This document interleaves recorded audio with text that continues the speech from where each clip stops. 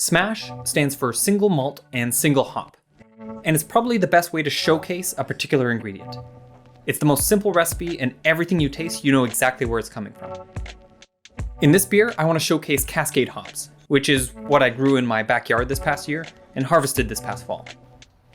So this is the final product that we're making, hopefully full of Cascade hop flavor and aroma, so we can really see what this hop has to offer.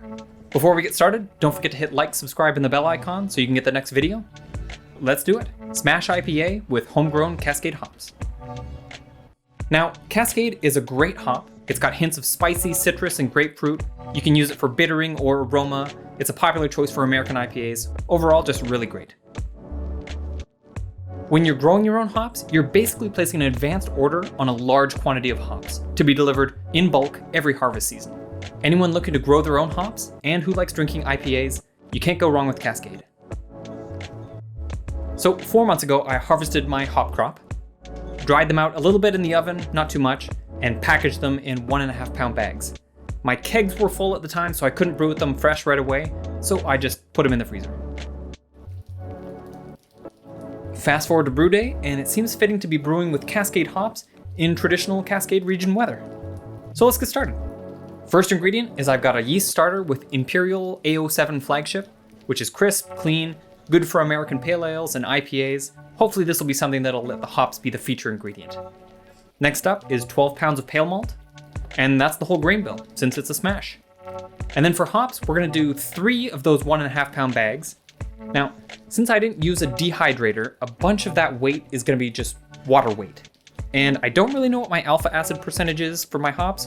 I just know that there's somewhere between 4.5 to 8.9%, so I really don't know how bitter this is gonna be. We'll just assume it's good enough. You never know. We'll see how it goes. So let's get brewing. And of course, it's still raining. Let's start off with strike water at temperature and adding some pale malt. And some more pale malt.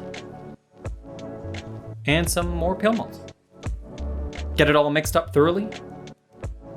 Mash at 150 Fahrenheit for 60 minutes.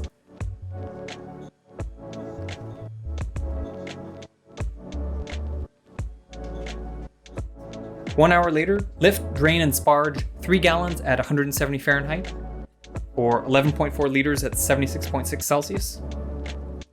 And then we're gonna ramp up to boil. At boil, we've got Hop Additions round 1, which is 1.5 pounds at 60 minutes. Then 1.5 pounds at 20 minutes. And finally 1.5 pounds 10 minutes before the end of the boil. Again, I'm not quite sure how bitter this is going to be, but we'll see how it goes. Now, working with large amounts of full cone hops is kind of a pain.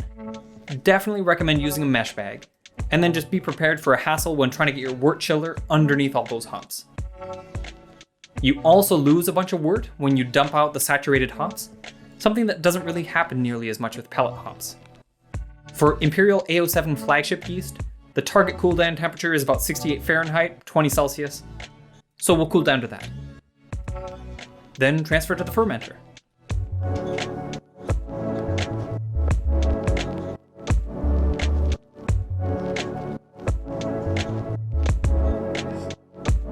Pitch the yeast and cap it, and we'll let it ferment for 2.5 weeks. After fermentation, it's definitely got a lot deeper and richer in color. So we'll transfer this whole thing into the keg, where we'll do 12 psi at 39 Fahrenheit, which should give us about 2.4 volumes of CO2.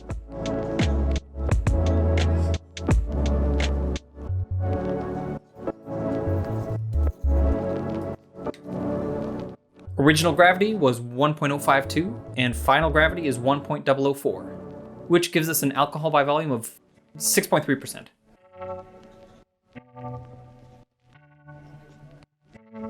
Now that we've dried out and a couple weeks have passed, we've got a final product. My first impression is that it just looks great. I love the cleanliness and clarity, beautiful. Not 100% clear, but close enough that I'm happy with it. 12 pounds of only pale malt does deliver a nice rich blonde color.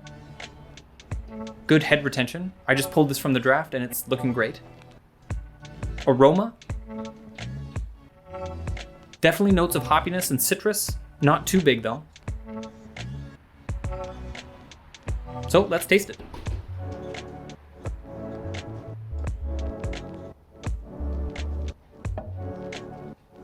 Definitely bitter. Probably more than the 50 IBU target that I was aiming for, but still quite drinkable. Not really any malt flavor, as it's just dominated by hops, which is what I was going for. There's definitely a lingering bitterness, and I'd say the bitterness is probably more pronounced than the hop aroma and flavor. Overall, I'm pretty happy with it. I love the color, looks great, tastes great. I'd be happy to serve this to friends and family. For next time, I'm definitely going to plan out my brewing schedule better so I can brew with fresh hops rather than frozen hops. I think I'll also do the hops later in the boil to give more hop flavor and aroma and less bitterness.